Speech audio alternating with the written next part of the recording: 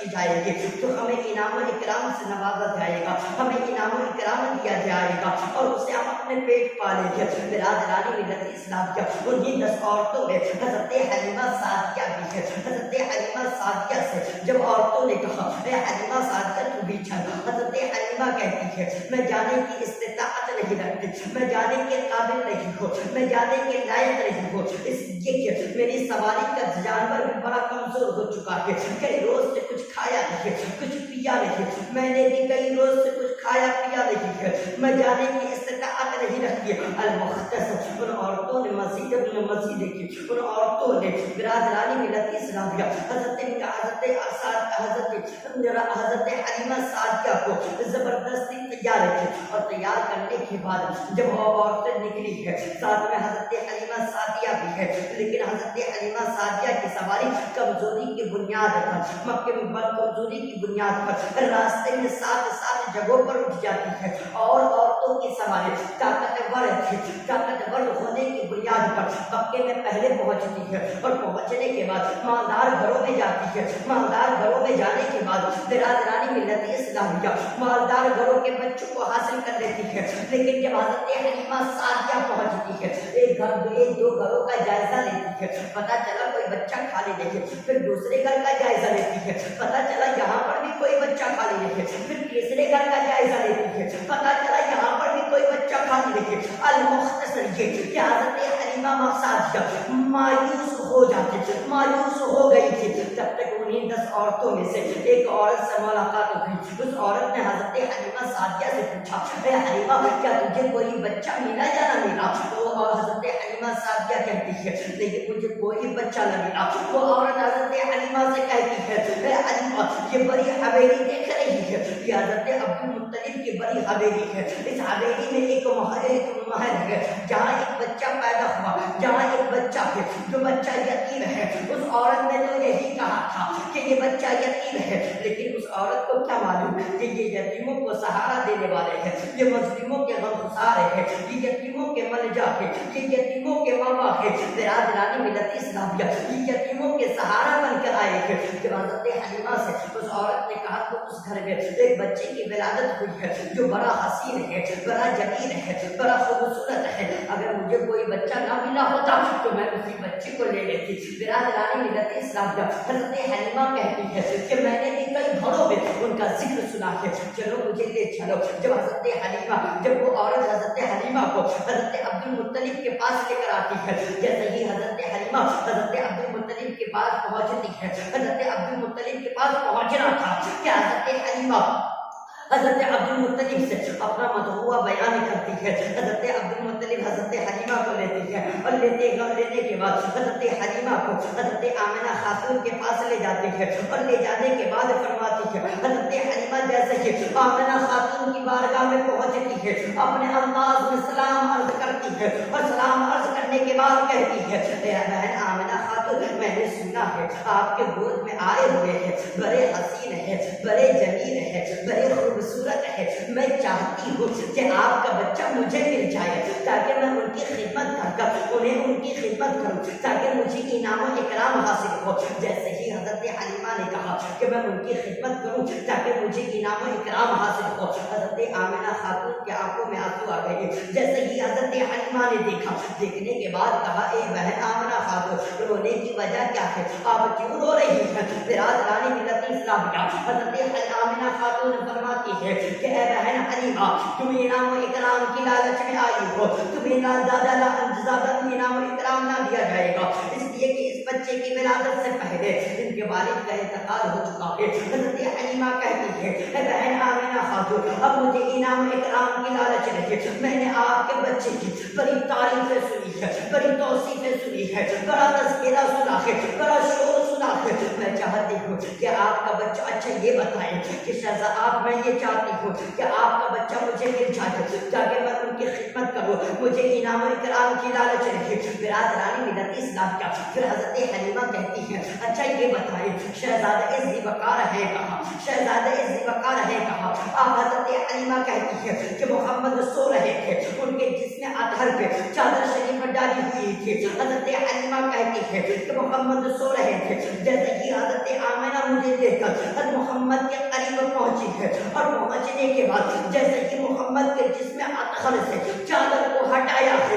جیسے کہ چادر کو ہٹانا تھا کہ محمد کے لب پر مسکراہٹ کھیل گئی، سوتا ہوا بچہ مسکرانے لگے تو کتنا اچھا لگتا ہے۔ یہ تو طٰہٰ و یاسین ہے مسکرا رہے ہیں، مزمل و مدثر ہے مسکرا رہے ہیں، مزمل و مدثر ہے مسکرا رہے ہیں، شاہد و نذیر ہے مسکرا رہے ہیں، غریبوں کے غمگسار ہے مسکرا رہے ہیں، یتیموں کے ماں باپ ملجا ہے مسکرا رہے ہیں۔ حضرت حلیمہ کہتی ہے کہ محمد کے لب پر مسکراہٹ کھیل گئی، میں دوڑ کر کے محمد کو اپنے گود میں لی اور لینے کے بعد انہیں ان کے لب پاک کو بوسہ دینے لگے۔ اعلیٰ حضرت عظیم بڑھ کر کے جب اس واقعے پہ نظر پڑی تو اعلیٰ حضرت پکار اٹھے، پتلی پتلی گلے قدس کی پتیاں، پتلی پتلی گلے قدس کی پتیاں، ان لبوں کی نزاکت پہ لاکھوں سلام۔ برادران ملت اسلامیہ، حضرت حلیمہ کہتی ہے کہ میں محمد کو اپنے گود میں لی اور لینے کے بعد بیٹھ گئی، اور بیٹھنے کے بعد اپنا داہنا پستان پیش کیا، محمد نے دودھ پیا، اپنا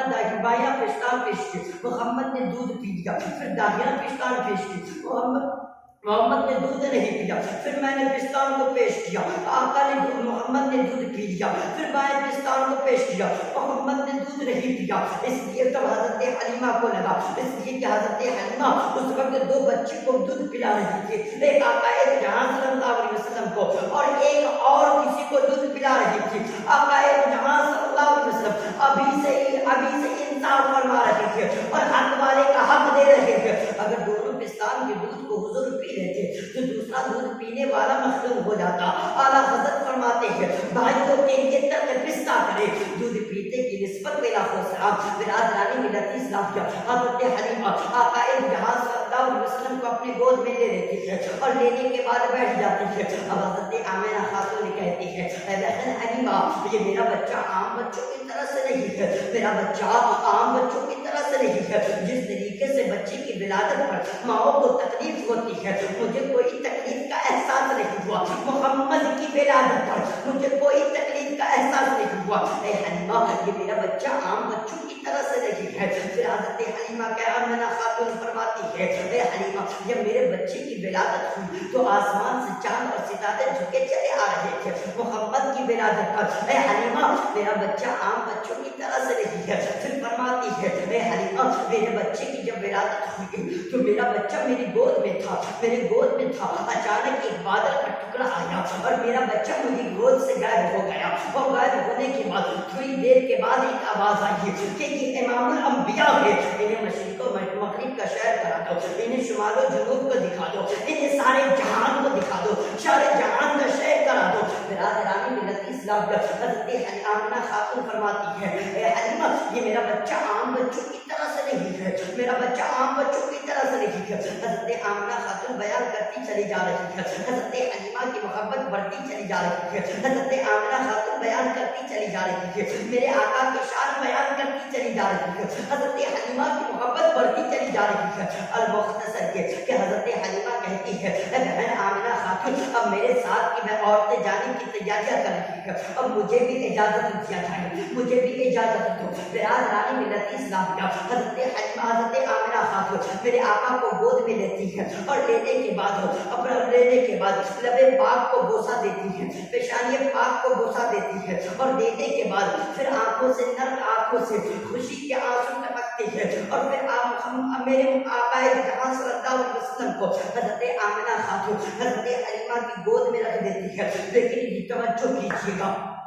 حضرت حلیمہ کی سواری وہی سواری ہے کہ آنے کے وقت میں کمزوری کی بنیاد پر سات جگہوں پر رک گئی تھی، لیکن جیسے کہ حضرت حلیمہ آقا یہاں صلی اللہ علیہ وسلم کو لے کر اس سواری پر سوار ہوئے ہیں، سواری میں اتنی طاقت آ جاتی ہے، اتنی قوت آ جاتی ہے، اتنی طاقت اور قوت آ جاتی ہے کہ ساتھی میں جتنے سواری تھے سب کو پیچھے کر حضرت حلیمہ کی سواری آگے بڑھ جاتی ہے، حضرت حلیمہ کی سواری آگے بڑھ جاتی ہے۔ برادران ملت اسلامیہ، جب مکے والوں نے دیکھا تو مکے والوں نے کہا اے حلیمہ، کیا تم نے مکے میں سواری بدل دی ہے؟ حضرت حلیمہ کہتی ہے نہیں، میں نے سواری نہیں بدلی، البتہ سوار بدل گیا ہے۔ برادران ملت اسلامیہ حضرت حلیمہ کہتی ہے کہ میں نے مکے میں کوئی سواری نہیں بدلی، البتہ سوار بدل گیا ہے۔ یہ عبد المطلب کے پوتے محمد ابن عبداللہ کے بیٹھنے کی برکت ہے، یہ محمد ابن عبداللہ کے